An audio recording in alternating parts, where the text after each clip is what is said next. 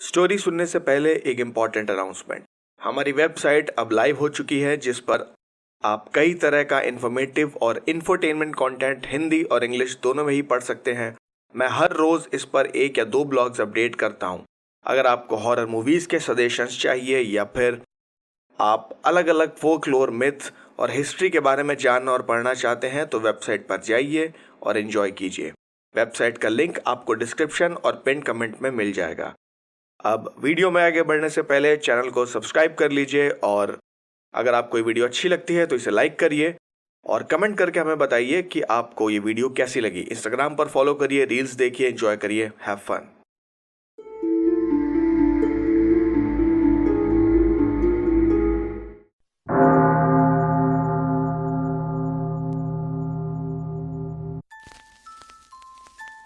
तीन अक्टूबर, doctor John sievert की diary. Renfield की सेल में जब मैं पहुंचा तो हर तरफ खून फैला हुआ था और वो जमीन पर एक तरफ मुंह के बल पड़ा था। उसे पलटने पर मैंने पाया कि उसके शरीर पर बहुत सी चोटें थीं। उसके चेहरे पर भी काफी चोटें आई थीं, जैसे किसी ने बार बार उसका चेहरा जमीन पर मारा हो। ये खून जरूर उसके चेहरे से ही निकला था। स्टाफ मेंबर जो मेरे साथ जमीन पर बैठा था, उसने कहा, सर, शायद इसकी कमर टूट गई है। अगर आप ध्यान से देखें तो इसके शरीर और चेहरे के दाएं हिस्से में लकवा भी मार गया है। मेरे साथ साथ वो स्टाफ मेंबर भी अचंभे में था कि ऐसा कैसे हो सकता है और कौन ये कर सकता है। अगर मैं ये भी मान लूं कि रेनफील्ड पर पागलपन का दौरा आया होगा और उसने अपना सर जमीन पर बार बार मारा भी होगा, तब भी उसकी कमर टूटना और लकवा मार जाना, इसका कोई कारण समझ नहीं आता। मैंने उस स्टाफ मेंबर को तुरंत जाकर प्रोफेसर वैन हेल्सिंग को बुलाने के लिए कहा। प्रोफेसर घर के कपड़ों में ही भागते हुए आए और उन्होंने 1 मिनट रेनफील्ड को देखा। उन्होंने मुझे रेनफील्ड को एक स्ट्रेचर पर लिटाने को कहा। उन्होंने कहा कि वो कपड़े बदलकर तुरंत ही आते हैं। प्रोफेसर जब वापस आए तो उनके हाथ में एक सर्जिकल किट था। ऑपरेशन शुरू करने से पहले उन्होंने मुझसे सारे स्टाफ मेंबर्स को बाहर भेजने के लिए कहा। उन्होंने कहा कि जब रेनफील्ड को होश आए तो उसके सामने बस हम दोनों ही होने चाहिए। रेनफील्ड की सांसें तेज चल रही थीं। उसके चेहरे की चोटें तो बस ऊपर ऊपर की ही थीं, पर असल चोट उसकी खोपड़ी में थी। उसकी खोपड़ी में फ्रैक्चर हुआ था और उसे जल्द से जल्द ठीक करना बहुत जरूरी था। इस भागा दौड़ी को सुनकर आर्थर और क्विंसी भी आ गए थे। हमने रेनफील्ड की सेल का दरवाजा अंदर से बंद कर लिया। प्रोफेसर के हाथ में जो भी था वो कर रहे थे और मेरी धड़कनें भी बढ़ रही थीं। मैं देख सकता था कि रेनफील्ड की हालत बिगड़ती जा रही थी और हमारे सारे जतन बेकार हो रहे थे। उस कमरे में सन्नाटा छा चुका था। मैं, आर्थर और क्विंसी एक दूसरे को बस देख रहे थे। हमें पता था कि हर गुजरते पल के साथ क्या हो रहा था। मैंने प्रोफेसर को देखा तो वो मुझे ही घूर रहे थे। उन्होंने कहा, हमारे पास ज्यादा वक्त नहीं है। इस मरीज का एक एक शब्द कीमती है और शायद ये मरते मरते कई जानें बचा सकता है। उन्होंने जल्दी से रेनफील्ड के कान के पास ऑपरेट करना शुरू किया। तभी अचानक रेनफील्ड ने एक लंबी सांस ली। उसकी छाती फूल गई थी और जैसे ही उसने वो सांस छोड़ी, उसकी आंखें खुल गईं। उसकी सांस अब थोड़ा ठीक चल रही थी। उसने बड़े धीरे से कहा, डॉक्टर, मैं अब चुप रहूंगा। तुम मुझे स्ट्रेट जैकेट मत पहनाना। मैंने एक बड़ा ही अजीब सपना देखा था। ये कहकर उसने अपना सर घुमाने की कोशिश की, पर मैंने उसे पकड़ लिया। प्रोफेसर ने उससे पूछा, हमें अपने सपने के बारे में बताओ रेनफील्ड। प्रोफेसर की आवाज सुनकर उसकी आंखें चमक उठी। उसने कहा, मेरा गला सूख रहा है, मुझे थोड़ा पानी दो। मैंने क्विंसी को भागकर अपने स्टडी रूम से थोड़ी सी ब्रांडी लाने को कहा। मैंने रेनफील्ड के होठों पर थोड़ी सी ब्रांडी मल दी। इससे शायद रेनफील्ड थोड़ा जाग गया था। उसने कहा, वो सपना नहीं था, वो सब सच था। इसके बाद उसकी आंखें एक पल के लिए बंद हुईं, जिन्हें शायद उसने अपनी इच्छा शक्ति से दोबारा खोल दिया था। वो बोला, डॉक्टर, जल्दी से थोड़ी ब्रांडी मुझे पिलाओ। मैं शायद मरने वाला हूं, या फिर मेरे साथ इससे भी बुरा होने वाला है। मैंने ब्रांडी की कुछ और बूंदें उसके मुंह में डाल दी।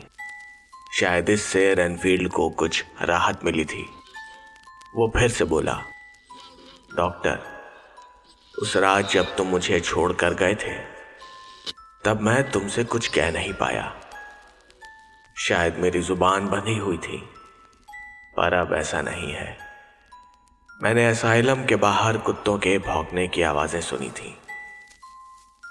प्रोफेसर बड़े ध्यान से उसकी बात सुन रहे थे।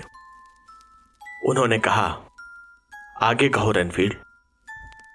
रेनफील्ड ने कहा, वो मेरी खिड़की तक आ गया था, एक धुंध की तरह।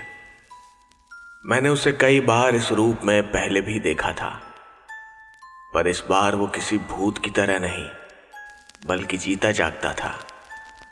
उसकी आंखें गुस्से से लाल हो रखी थीं, और उसके वो सफेद चमकते हुए दांत मैंने पहली बार देखे थे।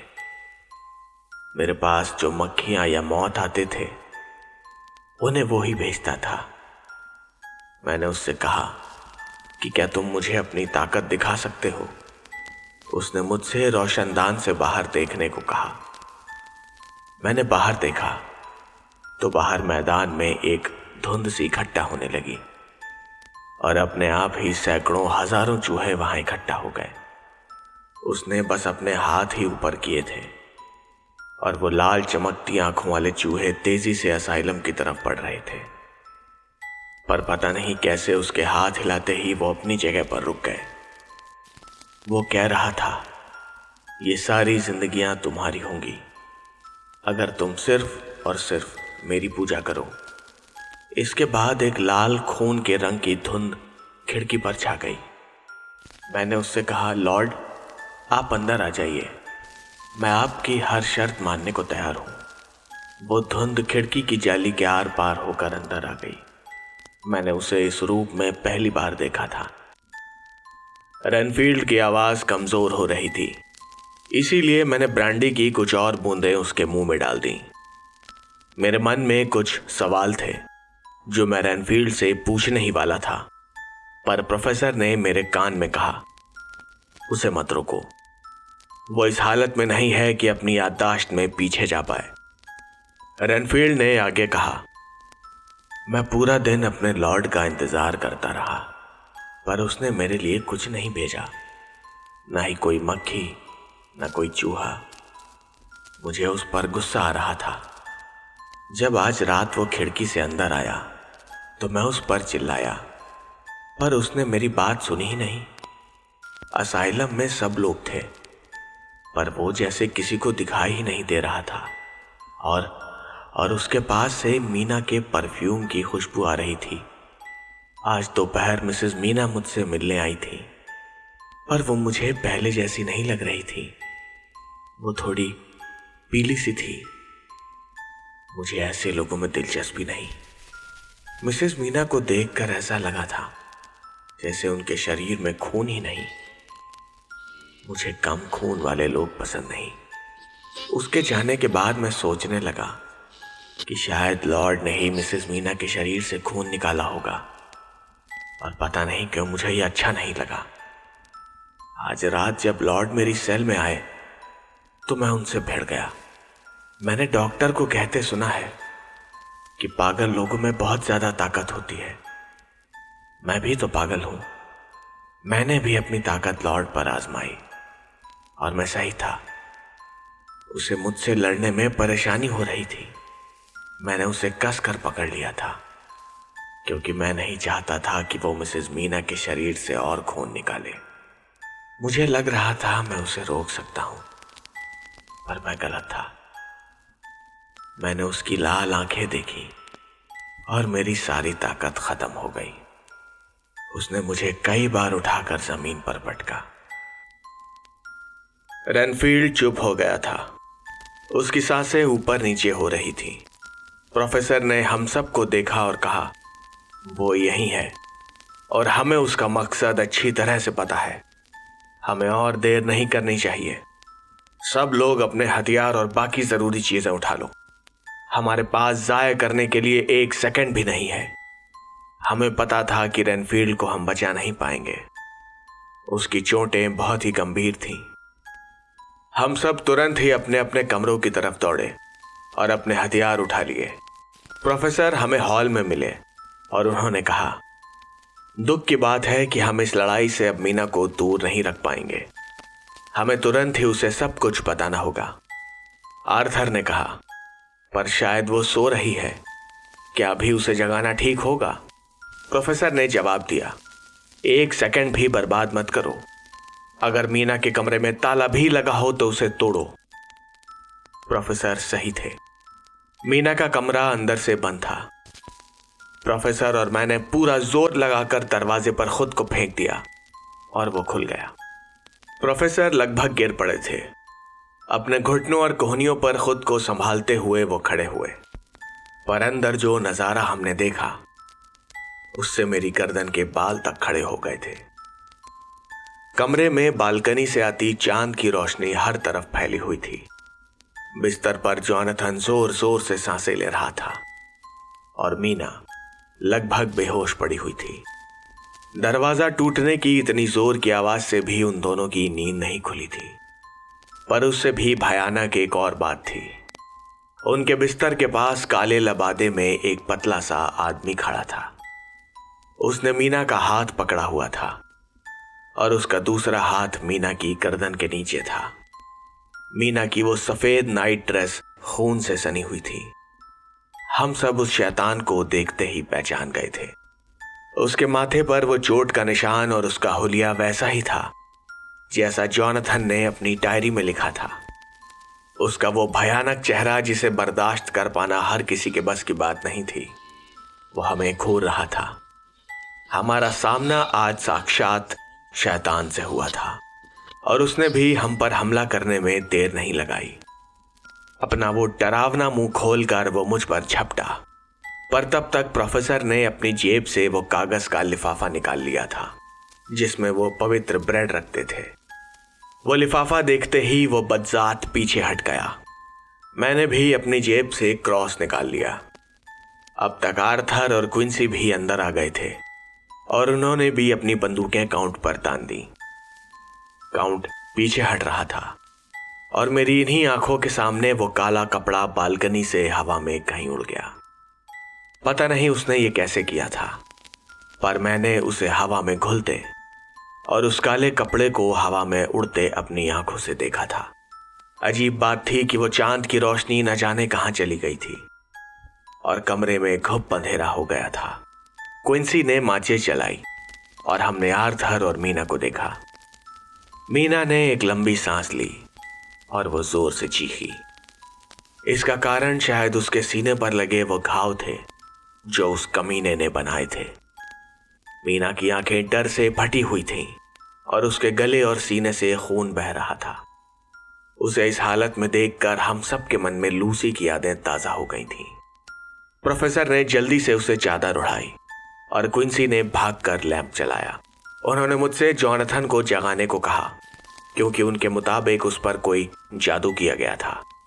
प्रोफेसर कह रहे थे कि हम मीना के लिए अभी कुछ नहीं कर सकते, हमें उसके खुद ब खुद होश में आने का इंतजार करना ही होगा। प्रोफेसर एक गीले कपड़े से मीना के शरीर पर लगे खून को साफ कर रहे थे, पर क्विंसी न जाने भागकर कहां चला गया था। मैंने बालकनी से देखा तो वो नीचे मैदान में बंदूक हाथ में लिए एक पेड़ के नीचे आड़ लेकर खड़ा था। इस बीच जॉनथन होश में आ गया था। उसे खुद को संभालने में थोड़ा समय लगा, पर वो जाग चुका था। होश में आते ही वो चिल्लाने लगा, प्रोफेसर, जॉन, ये सब क्या है? मुझे क्या हुआ था? और मीना, उसे क्या हुआ? ये खून कहां से आया? जॉनथन अपने हाथ बिस्तर पर मार रहा था और भगवान को याद कर रहा था, पर मैं देख नहीं पाया कि मीना भी जाग चुकी थी।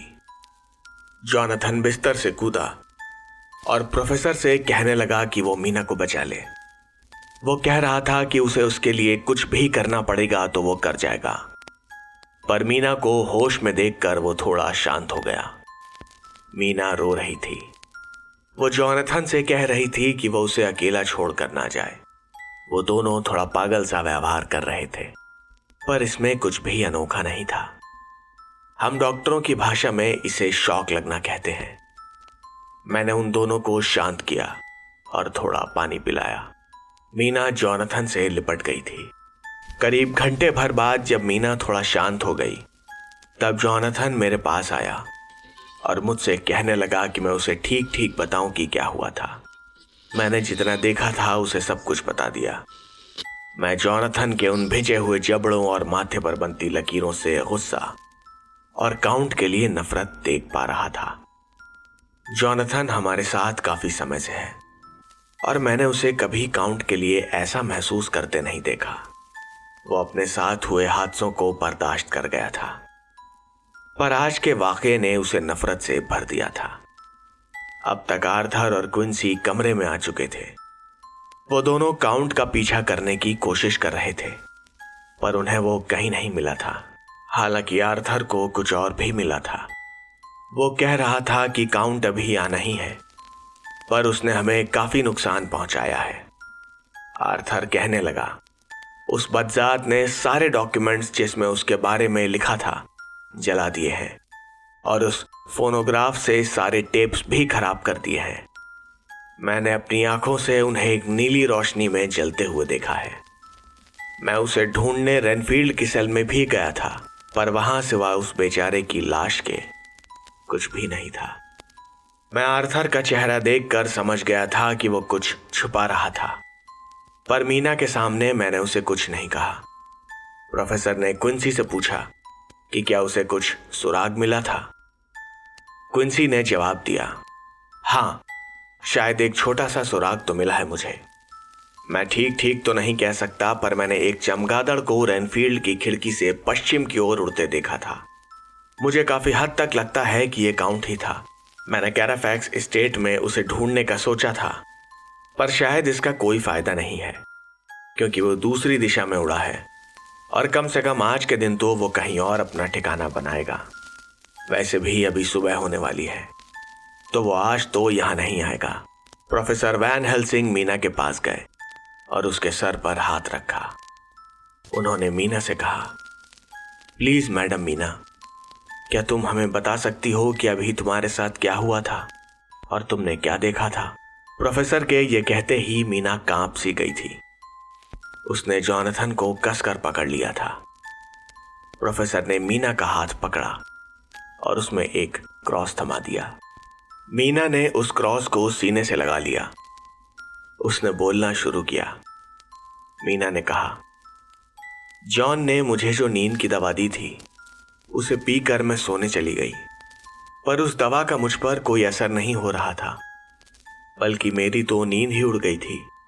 मेरे दिमाग में अजीब से डरावने ख्याल आ रहे थे, जैसे कि मौत के ख्याल, वैम्पायर, विचेस, खून, दर्द और ना जाने क्या क्या।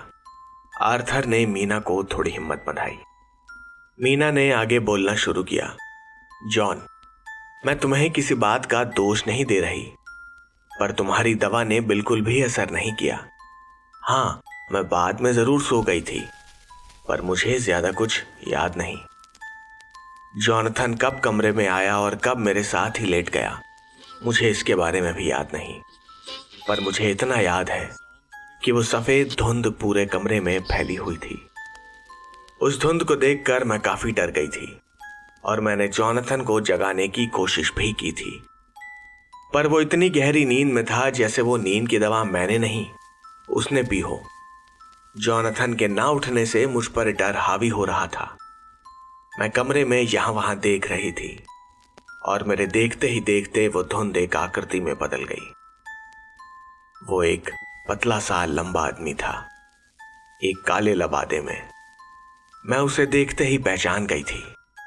उसकी वो रबर जैसी खाल, नोकीली नाक और उसके खून जैसे आधे खुले होठों के बीच से झांकते हुए वो सफेद धारदार दांत। उसके माथे पर वो चोट का निशान जहां जॉनथन ने कुदाल से वार किया था, ये वही शैतान था। शायद एक दो पल के लिए मेरे दिल की धड़कन रुक गई थी। मैं चीखने ही वाली थी कि उसने मुझे रोक दिया। उसने जॉनथन की तरफ इशारा करते हुए कहा, अगर तुमने अपने गले से हल्की सी भी आवाज निकाली तो मैं यहीं तुम्हारी आंखों के सामने इसका सर फोड़कर इसका दिमाग जमीन पर बिछा दूंगा। इसके बाद मेरी जबान खुल ही नहीं पाई। वो मेरे पास आया और मुझे कसकर पकड़ लिया। उसने कहा, यह पहली बार नहीं है जब तुम्हारे खून ने मेरी प्यास बुझाई है। तुम्हें बस पिछली रात याद नहीं है। मैंने उसे कुछ नहीं कहा, पर मुझे समझ आ गया था कि मैं सुबह से इतना कमजोर क्यों महसूस कर रही थी। उसने अपने दांत मेरी गर्दन पर गड़ा दिए। उसके बाद वो कितनी देर तक मेरा खून पीता रहा ये मुझे याद नहीं। जब उसने अपने वो दांत मेरी गर्दन से हटाए तब वो मुझ पर हंसते हुए बोला, तुम इन आदमियों के साथ मिलकर मेरी योजना को खराब करना चाहती हो। तुम सब मिलकर मेरा शिकार करने निकले हो ना। मैं तुम्हें और बाकी सबको दिखाऊंगा कि मेरे रास्ते में आने का क्या अंजाम होता है। तुम लोगों को क्या लगता है कि तुम 5-6 लोग मेरा सामना कर सकते हो? मेरा, जिसने कई देशों पर राज किया है, उनके लिए लड़ाइयां लड़ी हैं और ना जाने कितने इंसानों को मौत के घाट उतारा है। और तुम, जिसे ये सब इतना प्यार करते हैं और हर तरह से सुरक्षित देखना चाहते हैं, तुम्हें मैं मारूंगा नहीं। तुम्हें मैं इस्तेमाल करूंगा कुछ समय के लिए, बस तुम्हारे खून के लिए। उसके बाद तुम मेरे साथ रहोगी और हर तरह से मेरी मदद करोगी। पर तुमने एक गुनाह तो किया है। तुमने इन लोगों के साथ मिलकर मुझे नुकसान पहुंचाने की कोशिश तो की है। इसकी सजा ये है कि तुम अब मेरी गुलाम रहोगी। तुम्हारा दिमाग अब सिर्फ मेरी बात मानेगा। जब भी मैं तुम्हें आवाज दूंगा, तुम्हें आना ही होगा। इसके बाद उसने अपनी शर्ट खोली और अपने नाखूनों से अपने खुद के सीने पर एक घाव किया। उसने मेरी गर्दन पकड़कर मेरा मुंह उस घाव पर लगा दिया। मैं बस भगवान को याद कर रही थी और उसका खून मेरे मुंह में भर चुका था। मुझे समझ नहीं आ रहा था कि मैं क्या करूं। उसका वो खून मेरे गले से नीचे उतर चुका था। मीना की बात खत्म हुई और जॉनथन ने खिड़की की तरफ देखा। आसमान में उजाला हो रहा था और सूरज की किरणें जॉनथन के चेहरे पर पड़ रही थीं। उसका चेहरा बता रहा था कि उसके मन में क्या चल रहा था। हम सबको अब भी समझ नहीं आ रहा है कि हमारा अगला कदम क्या होगा, पर हम सब ने एक शपथ ली है। अब उस शैतान के हाथों किसी और की मौत नहीं होगी। 3 अक्टूबर, जॉनथन हार्कर का जर्नल। मेरे पास करने के लिए इस वक्त कुछ ज्यादा नहीं है, इसीलिए मैं ये डायरी लिख रहा हूं। अगर मैंने लिखना शुरू नहीं किया तो मैं पागल हो जाऊंगा। अभी 6 बज रहे हैं और हमें जॉन के स्टडी रूम में नाश्ते वगैरह के लिए एक साथ बैठना है। चाहे कितनी भी मुश्किल हो, बिना ठीक से खाए पिए हम अपने लक्ष्य को पूरा नहीं कर पाएंगे। जब भी मुझे मौका मिलेगा, मैं इस डायरी में कुछ न कुछ लिखता रहूंगा। हम सब की नोट की गई छोटी छोटी बातों से न जाने हमें कौन से काम की बात पता चल जाए। वैसे भी अगर हमारे पास लूसी, मीना और मेरी डायरी नहीं होती तो हम काउंट के बारे में उतना नहीं जान पाते जितना कि अभी जानते हैं। इस मुश्किल वक्त में हमारे भगवान पर विश्वास करने की कड़ी परीक्षा होगी और पता नहीं हम अपने मकसद में कामयाब हो भी पाएंगे या नहीं। हे भगवान, हमारी मदद करो। जब प्रोफेसर वैन हेल्सिंग और जॉन उस बेचारे रेनफील्ड को आखिरी बार देखकर आए थे, तब वो बता रहे थे कि उन्होंने स्टाफ मेंबर जिसे उन्होंने रेनफील्ड पर नजर रखने के लिए कहा था, उससे भी पूछताछ की थी उस स्टाफ मेंबर ने माना कि उसे थोड़ी नींद आ गई थी, जो कि रेनफील्ड की चीखों से खुली थी। उसने बताया कि बेहोश होने से पहले रेनफील्ड बार बार गॉड गॉड चिल्ला रहा था। प्रोफेसर ने उससे पूछा कि क्या उसने नींद में अपने कानों में कोई आवाज सुनी थी। इस पर उसने कहा नहीं, ऐसा कुछ तो उसके साथ नहीं हुआ। अब हमारे अगले कदम के बारे में कोई भी फैसला लेने से पहले हमें मीना को पूरा भरोसा दिलाना होगा कि हम उसकी हिफाजत कर सकते हैं। उसके अलावा हमें मीना से आगे कुछ भी छुपाना नहीं होगा। मीना भी इससे सहमत थी और हम सब उसकी बहादुरी देखकर दंग थे, क्योंकि इतना सब होने के बाद भी वो हार मानने को तैयार नहीं थी। प्रोफेसर उसकी तरफ आश्चर्य से देख रहे थे। उन्होंने मीना से पूछा, पर मैडम मीना, तुम्हें क्या डर नहीं लगता? हो सकता है तुम्हें खुद पर तरस ना आ रहा हो, पर क्या तुम इस बात को मानती हो कि तुम्हारी वजह से यहां मौजूद बाकी लोगों को भी नुकसान पहुंच सकता है? मीना ने कहा, नहीं, मेरा मन बन चुका है। अगर कभी ऐसे हालात बने कि मैं आप में से किसी को नुकसान पहुंचाने की कोशिश करूं, तो मैं खुद को मार लूंगी। मीना की हिम्मत देखकर प्रोफेसर थोड़ा भावुक हो गए थे। उन्होंने मीना के सर पर हाथ रखा और कहा, मेरी बच्ची, अगर भगवान ने चाहा तो ऐसी नौबत कभी नहीं आएगी। तुम अपने आसपास देखो, यहां मौजूद सभी लोग तुम्हारी तरफ आती हर परेशानी के बीच में खड़े रहने के लिए तैयार हैं। जब तक वो बदजात मर नहीं जाता, तुम्हें ये दुनिया छोड़ने की इजाजत मैं नहीं दे सकता। तुम्हें जीना होगा और उसके लिए तुम्हें लड़ना भी पड़ेगा। मीना के चेहरे पर एक हल्की सी मुस्कान थी। हम सब थोड़ा आराम से बैठ गए और आगे का प्लान बनाने में जुट गए। पर हमेशा की तरह प्रोफेसर वैन हेल्सिंग अपनी रणनीति बनाने में सबसे आगे थे। उन्होंने कहा, काउंट को शायद हमारी ताकत का अंदाजा हो चुका है। जब कैराफैक्स स्टेट में हमने उन मिट्टी से भरे बक्सों को शुद्ध किया था, तब से ही उसे पता चल गया है कि इस दुनिया में एक ताकत है जिसके आगे उसकी एक नहीं चलेगी। आज का पूरा दिन हमारा है और हमें उम्मीद करनी चाहिए कि हमें बाकी बक्से भी मिल जाएं। वैसे भी दिन में उस शैतान की कोई भी ताकत काम नहीं करती। दिन में वो किसी धुंध में बदलकर कहीं भी मनचाहे तरीके से आ जा नहीं सकता। उसे हम इंसानों की तरह दरवाजे भी खोलने पड़ेंगे और सूरज से छुपना भी पड़ेगा। अगर हम आज ही सारे बक्से ढूंढकर उन्हें पवित्र कर दें, तो कम से कम हम उसे किसी जगह पर फंसाने में तो कामयाब हो ही जाएंगे जहां उसकी ताकत कम होगी, और हम शायद उसे नेस्त नाबूद भी कर पाएंगे। वहीं दूसरी तरफ मैं सोच रहा था कि क्या ऐसा करना मुमकिन भी होगा। मेरे चेहरे के भावों को प्रोफेसर ने पढ़ लिया था। उन्होंने कहा, हमें बिना वक्त जाए किए इस काम को अंजाम देना होगा। जरा सोचो, काउंट के इन तीनों घरों के अलावा और भी छोटी मोटी प्रॉपर्टी हो सकती है जिसे उसने खरीदा हो। वहां हमें और भी काम की चीजें मिल सकती हैं, जैसे कि जरूरी चाबियां, कुछ कागजात, उसकी चेकबुक वगैरह। मैं प्रोफेसर की बातें सुन रहा था और मैंने खड़े होते हुए कहा कि हमें तुरंत उस पिकाडेली वाले घर की तलाशी लेनी चाहिए। वहां हमें बहुत कुछ मिल सकता है। इस पर प्रोफेसर ने मुझे टोका और कहा, मैं तुम्हारी बेचैनी समझ रहा हूं जॉनथन, पर यह तो बताओ कि तुम उस घर में घुसोगे कैसे? उस घर की चाबियां तो हमारे पास है नहीं। मैंने चिल्लाकर कहा, किसी भी तरह से, चाहे मुझे वहां का दरवाजा तोड़ना भी पड़ा तब भी। प्रोफेसर की अगली बात सुनकर मैं चुप हो गया। उन्होंने कहा, और पुलिस, उसका क्या?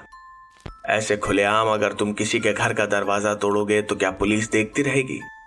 हमें यहां चालाकी से काम लेना होगा और उस घर में घुसने के लिए हमें पुलिस और वहां रहने वाले सभी आसपास के लोगों की मदद लेनी होगी। मैं आश्चर्य से प्रोफेसर की ओर देख रहा था।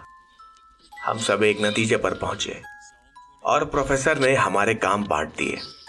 उन्होंने आर्थर और क्विंसी को बारी बारी वॉलफोर्थ और माइलैंड जाकर वो बक्से पवित्र करने के लिए कहा, और प्रोफेसर, जॉन और मुझे पिकाडेली की तरफ जाना था।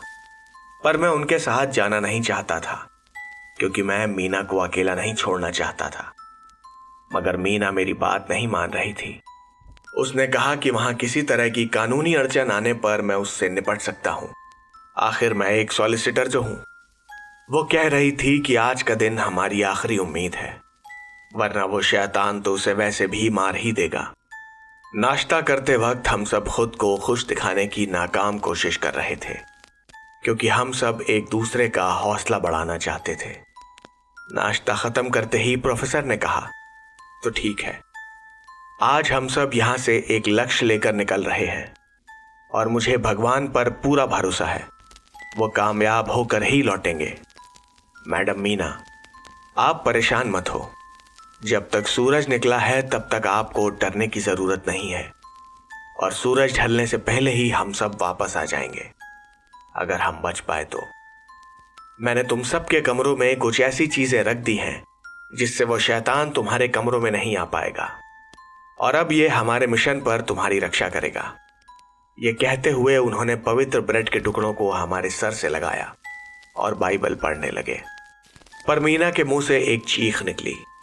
प्रोफेसर ने जैसे ही वो ब्रेड मीना के माथे पर लगाई तो उसकी खाल चलने लगी थी, उसका मांस जल गया था। पर मीना ने किसी तरह खुद को संभाला हुआ था। वो कहने लगी कि उसके माथे पर यह निशान उसे याद दिलाता रहेगा कि उसे उस शैतान का खात्मा करना है। हम सब मर्दों ने एक साथ घुटनों पर बैठकर शपथ ली कि हम मीना को हर हाल में सुरक्षित रखेंगे और इस गलीज शैतान को उसके अंजाम तक जरूर पहुंचाएंगे। हम सब ने एक बार अपने हथियार और बाकी चीजों को देखा और पक्का किया कि हम हर तरह की मुश्किल का सामना करने के लिए तैयार हैं। सबसे पहले हम कैराफैक्स एस्टेट पहुंचे।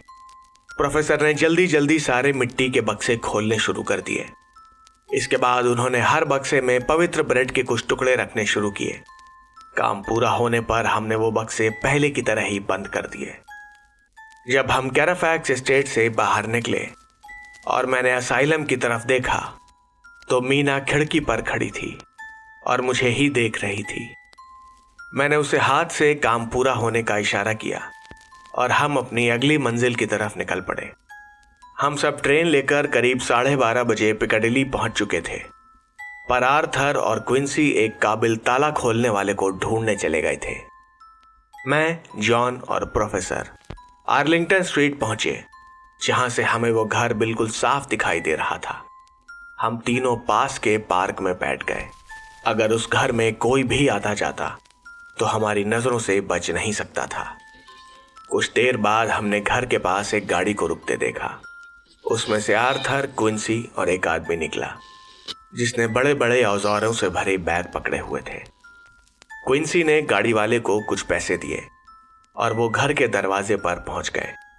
वहां पास ही एक पुलिस वाला भी खड़ा था, जिसे उस ताला खोलने वाले ने कुछ कहा।